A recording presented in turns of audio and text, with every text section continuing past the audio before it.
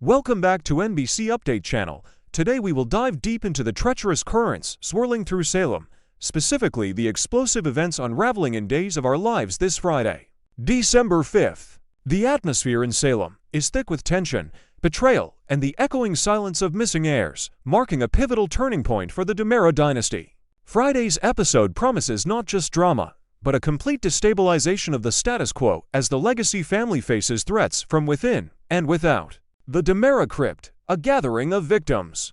Deep beneath the manicured grounds of the estate, the cold stone of the DiMera crypt has transformed from a resting place for the dead into a prison for the living. Chad DiMera, the usually composed and calculating businessman, rouses from an involuntary slumber to find himself in a nightmare scenario. The initial fog of confusion quickly dissipates, replaced by the stark reality of his confinement. He is not alone in this subterranean dungeon. He has been unwittingly inducted into a growing club of captives that includes his siblings, Kristen and Tony DiMera. The reunion is grim. Tony and Kristen, already acclimated to their captivity, are the bearers of terrifying news. This is not a ransom snatch and grab. This is a systematic collection. They explain to a bewildered Chad that he is merely the latest piece on a chessboard being manipulated by an unseen hand. The presence of ample supplies food, water, and necessity essence a chilling intent. The captor isn't planning a quick execution or a speedy negotiation. They are being warehoused. The psychological warfare is subtle but effective. By keeping them well-fed but locked away, the kidnapper is signaling that they have infinite time and total control. For Chad, the physical confinement is secondary to the emotional torture. His mind races immediately to the outside world, specifically to the courtroom where his future with his children hangs in the balance. The realization strikes him with the force of a physical blow. His absence will not be interpreted as a kidnapping, but as abandonment. He agonizes over the thought of Thomas and Charlotte believing their father chose to skip Thanksgiving and the custody hearing, effectively validating every accusation leveled against him.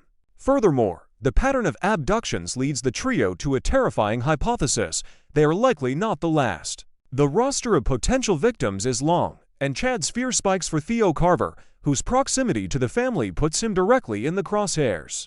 EJ's psychological labyrinth and Kat's lethal game. Above ground, the danger is less physical, but no less lethal. EJ DiMera is fighting a war on the battlefield of his own memory. Haunted by fragmented flashbacks of an Italian clinic, he is struggling to piece together a puzzle where the edges are sharp and dangerous. His mind keeps drifting back to his time with Kat Green, trying to reconcile the woman in his house with the shadows of his past. In a moment of vulnerability, EJ chooses transparency, admitting to Kat what he is beginning to remember. It is a tactical error. Kat, a master manipulator wearing the mask of innocence, seizes on this information not with empathy, but with predatory precision.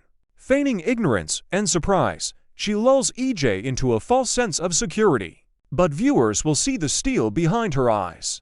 As the evening approaches, Kat prepares to make her boldest move yet. The tension in the mansion becomes palpable as she initiates a seduction that doubles as a trap. A passionate kiss is merely the distraction. The real weapon is the substance she slips into his drink. As EJ unknowingly sips the tainted beverage, he is walking directly into a web Kat has spun with meticulous care. This pre-dinner drama is merely the prelude to a dangerous game where EJ is the prey, and Kat holds all the cards. The courtroom showdown, a father's absence. While Chad languishes in the crypt, the legal machinery of Salem grinds on without him. The custody hearing for Thomas and Charlotte becomes a stage for high drama. In the town square, a confrontation erupts that could dictate the fate of the DiMera children. Kat Green, expanding her chaotic influence beyond the mansion, corners Jennifer Horton Devereaux. In a surprising pivot, Kat proposes a deal, likely an attempt to stall the proceedings, to buy Chad time, or perhaps to manipulate the outcome for her own arcane reasons. Jennifer, however, is a matriarch who has weathered decades of DiMera schemes. She is immune to Kat's overtures. With a steely resolve, Jennifer rejects the negotiation, branding Kat a predator and refusing to let her infiltrate the sanctity of her family's legal battle. The rejection is absolute. Jennifer's focus is singular, protecting her grandchildren from the instability that follows the DiMera name. Inside the courtroom, the atmosphere shifts from tense to condemnatory. Judge Dabney, a figure of law and order, begins to lose patience. The question on everyone's mind is voiced. Where is Chad DiMera? The silence is deafening. The situation is exacerbated by a cruel digital deception. A text message sent from Chad's phone provides a fake update, painting a picture of a man who simply couldn't be bothered to show up. This digital footprint of negligence is damning. Jack Devereaux, ever the stabilizing force, attempts to comfort young Thomas, offering positive advice in a situation that feels increasingly hopeless for the boy's father. But positive thinking cannot override legal procedure. With Chad absent and the electronic evidence suggesting voluntary truancy, Judge Dabney is backed into a corner.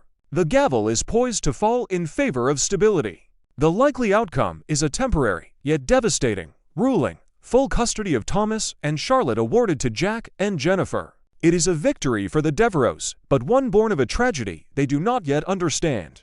Gabi's warning and the matters of the heart.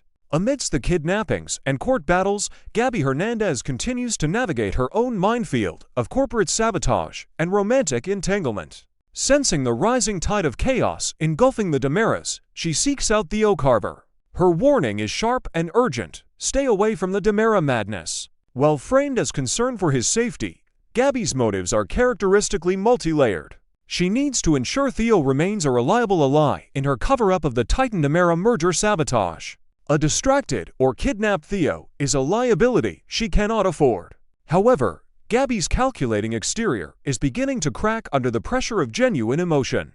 Her proximity to Philip Kyriakis is no longer just a means to an end. The danger she faces is compounded by the fact that she is falling for him.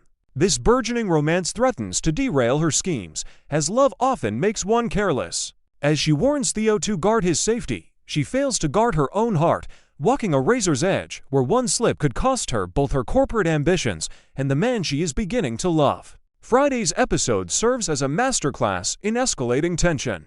From the claustrophobic despair of the crypt to the poisoned elegance of the DiMera mansion and the cold judgment of the courtroom, every storyline is tightening the noose around the characters. The DiMera family is being dismantled piece by piece, and as the credits roll, the question remains: who is the architect of this destruction, and can anyone survive the fallout? Stay tuned to NBC, because in Salem, the silence of the missing speaks louder than words.